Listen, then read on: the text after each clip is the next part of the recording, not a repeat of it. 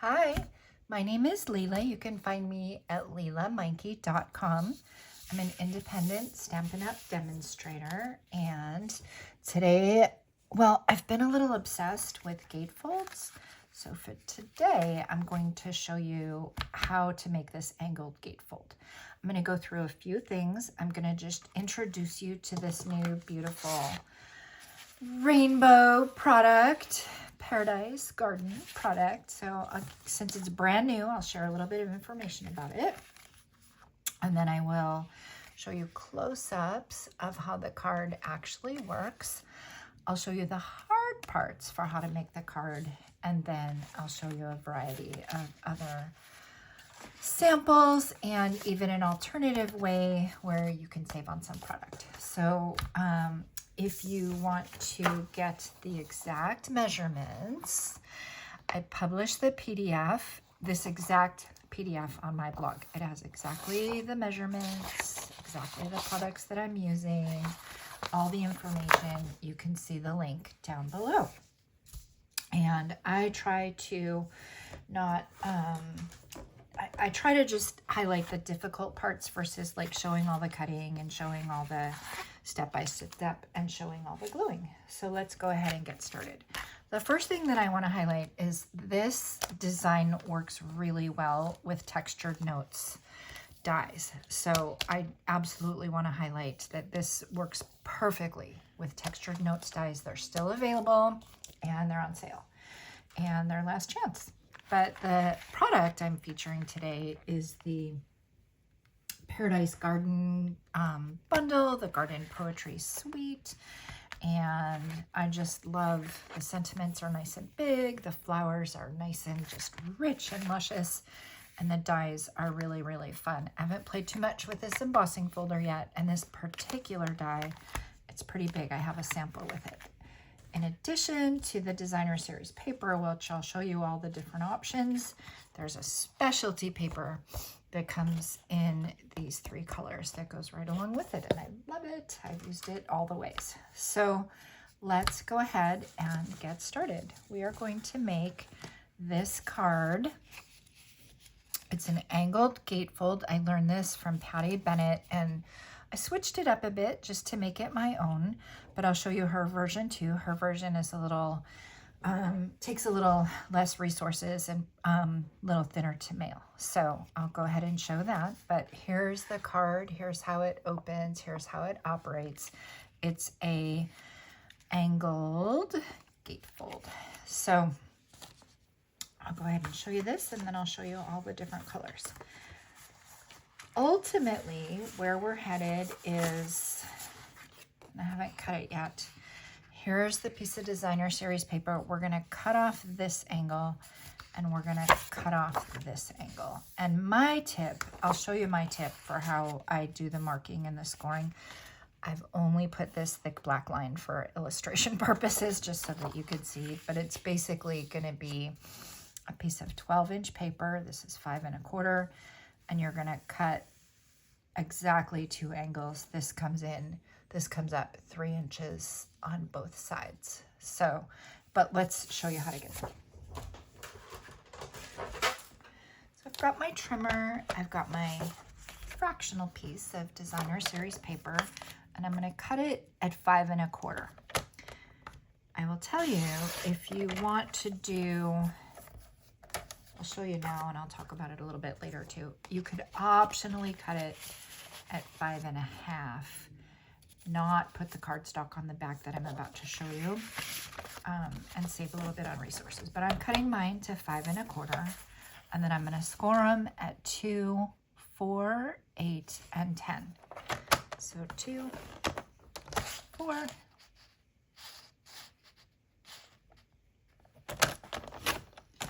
turn it over and I do 2 and 4, or I could have opened my arm and just kept going and that would have been 8 and 10. So there's that. Now I've got my scores. Now for me, what I do, because I've got this scoreboard and I use it all the time, it's going to go easier to demonstrate this for you, but you could absolutely make the same marks on your own. So go ahead and stand to show you. So I've scored it 2, 4, 8, and 10. I want to make a little pencil mark. This helps me with precision. I want to make a little pencil mark at the 4-inch mark, right where that score line is. And then I'm going to turn it. I want to come in 3 inches up from the bottom. So I'm just going to turn this and I'm going to mark it at the 3-inch mark right here. You could absolutely use your grid. You could absolutely use your ruler. I'm not going to draw the line, but I'll show you the line now for illustration purposes. Where you're going to cut is coming up 3 inches, going over 4 inches. You're going to cut on that diagonal right there. So if you need to, you can just draw a little pencil line. That'll help you. That's where your cut line's going to be. Then what I do is I turn it over and I do the same thing on the back. And I'll tell you why. Because I want to basically mirror exactly what I just did. And when I did it the other way, trying to go with, anyway, I ended up doing the 3 inches the wrong way. So I like to kind of just repeat things over and over. So I'm just going to do the same thing on this side that I did on that side. So I'm going to mark at the 4-inch mark. I'm on the back now. You can see that I'm at the fold mark right there. And then I'm going to turn this and I'm going to come up 3 inches. I'm going to mark at the 3-inch mark. And then the same thing, you can picture like a pencil line from there to there. You're going to cut exactly on that angle. So now I'm going to bring my trimmer back in and I'll show you one more tip for the way that I do it. As I'm getting a little older, my eyesight isn't as good. So rather than putting the trimmer in, what is that, portrait view, I'm going to put it in landscape view and I'm going to put it facing me. So first I'm going to cut the front side. And what I'm going to do is I'm going to get these 2 points into the cutting track. And I'll pull it up and I'll show you. But I've put this on the left cutting track, left side. I've put this. So they're both on the cutting track. Let me see if I can lift this up so you can see it better. So you can see that's on the cutting track. That's on the cutting track. And then I just do a slice. Remember to do the cut and not the score line here. Use the correct blade. But I'm going to sit down and do that. And I'm going to do that on both sides.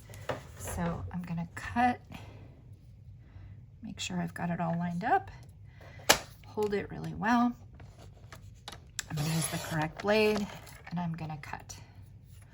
Now that's done. I see that I have a little bit of pencil mark there. So I want to just go ahead and erase it. You're going to do that if there's anything on the front. You don't need to do that so much if it's on the back.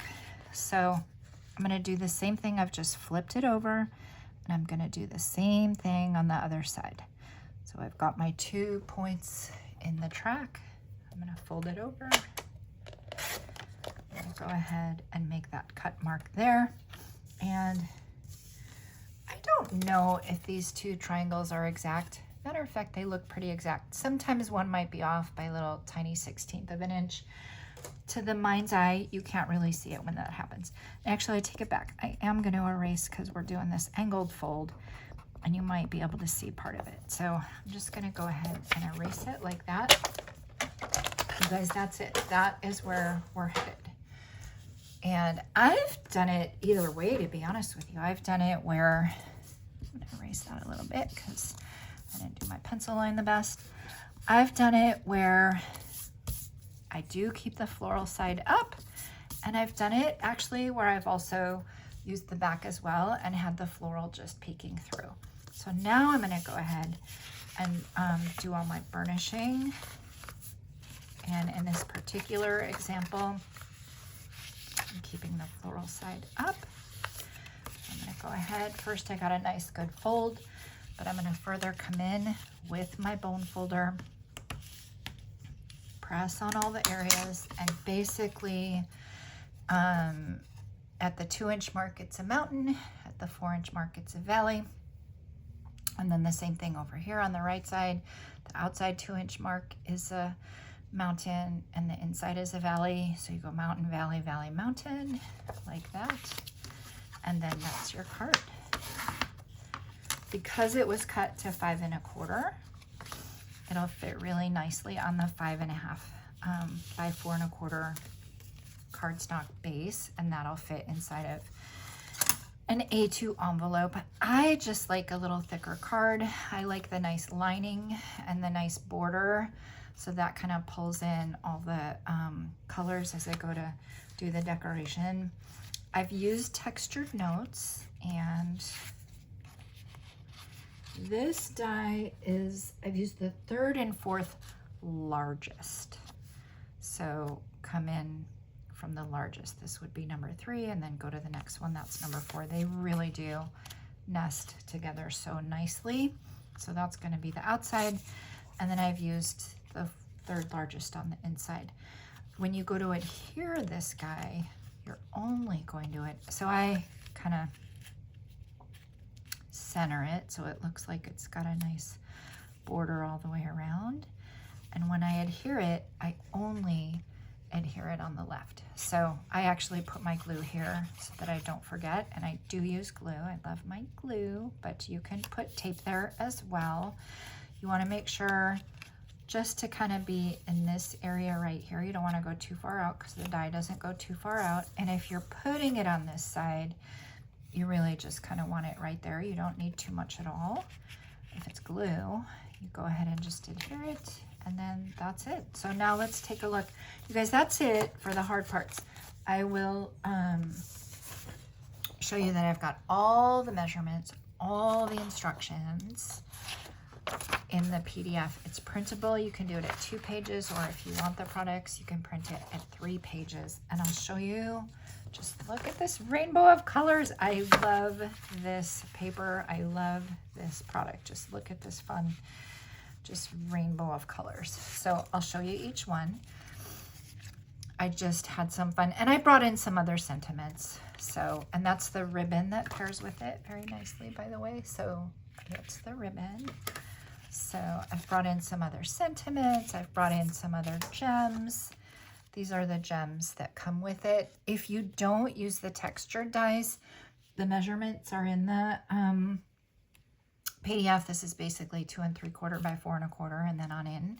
But you can, and this was at the 5 1/2. So you can do all different permutations and combinations of how you do it. But that's just another look with it. That's that guy. You could do just kind of this monotone look, which is the Berry Burst and the Blackberry Bliss. So love that. You could make a thank you card. You make the world a better place.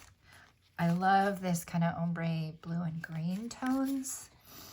So that, I love this rainbow of colors. Here's Flirty Flamingo. And honestly, who would ever put Poppy Parade, Flirty Flamingo, Berry Burst together? But I think it, and Pumpkin Pie, I think it just kind of works. I think it's really fun and bright. Shaded Spruce Poppy Parade, you can make it, you know, maybe it's a thank you for a Christmas card. So you can, oh, that was the product of the month, just because I love that sentiment. That is gone now. So if you want products of the month, with every 75 qualifying purchase, you can get one. But they do go quickly. So I love this color combo, the blackberry, the blueberry bushel, and I believe that's Night of Navy. Here we've seen this guy. He's on a poppy background. There we go. So that was the rainbow of colors. And again, you've seen it with and without textured notes. You've seen it cut to 5 1/2, but with a backing. You've seen it cut to 5 1/4 with a backing. So all the different versions. If you really want to save on resources and you're doing these kind of mass production, Colleen, thank you, Colleen, sent this to me. This is for our Bring Smiles to Seniors program, and I'm always needing, I have kind of a card drive. I do 500 cards 4 times a year. So this was for our Valentine drive. So she cut this to the 5.5. She didn't put it on a card base. And just look how sweet that card is. And then I used, oh, here's one. Actually, let's stick with Paradise and then I'll show you a couple other. This guy, this was my boo-boo. So I had accidentally cut the angle here, and then I cut the angle here because I measured 3 inches the wrong way. So I had an angle here and here. So then I just came and I just decided to like cut all 4 angles. So here's a little different variation, and then I just love it with just in the shaded spruce and a little different sentiment. And then this product of the month, if you happen to have it, great. It was our very first one. I think it was in December. This also is sold out. So if you love product of the month, I just encourage you to get it sooner rather than later. And then there's that garden poetry die that I was talking. Look how big that is, right? So and then I've just kind of put a little shadow with it, and then you make the world a better place. So so that is really, that was fun. And here's a little different take. Here's this card done, but with a circle, and just a very sweet card that way. Final thing, I am so sad that some of these colors and some of these products are retiring. So this is the Florals in Bloom suite with the 2024 to 2026 in colors. And so here's just a little different version of the card. This one might be my very favorite. This took a lot of love and a lot of work, but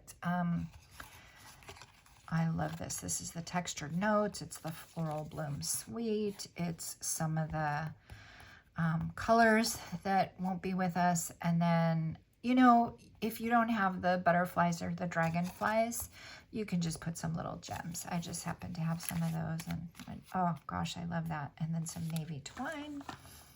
This is kind of a fun look of so this was kind of doing the fresh freesia, and then this was doing the petunia pop, which is retiring, and a little different flower with the smaller flower or the larger flower. So I kind of like this guy. So sweet. And just, I was trying to like echo the flowers that were kind of in the paper. So that was kind of fun. Yeah, there you go. If you don't have the dragonflies, you can just put like a nice little spray of gems. And then I think I have a couple more. Yeah, so this guy, you could either do the paper with the back side facing forward or with the front side facing forward, or I guess you get to define what the front and the back is anyway. But that's a fun one. And same. So, all right, you guys, you can get the PDF below. I hope that you make it. The final thing I will note for you is that I have a free Wednesday Zoom every Wednesday at 4 p.m. Pacific time. I send the draft version of the PDF out ahead of time. We actually make it together. I get inputs from all the people about, oh, here's a version, here's an alternative. Oh, let's use this die. Oh, caught a little boo-boo of a typo. I get the final version and then I publish it right after that Wednesday. So if you want to get on that Wednesday invite list, it's just a separate little email that I send out. You're invited. Here's the draft PDF. You can come any Wednesday at 4 p.m. Stamp along, don't stamp along, watch, visit, connect with the other gals. We've got a really great community. And then I have a Facebook challenge every month where you can take a card that you make in the free Wednesday class. You can post it as long as you're using Stampin' Up! Products. It could be retired or new, but as long as you're using like 80% of the card is Stampin' Up!, post it to my Facebook group, and then enter to win. I do a wheel of names and I give away a prize every month. And so this one is eligible. All gatefolds are eligible for the March challenge. So thank you so much for watching. Please give a like. Please give a subscribe. Thank you.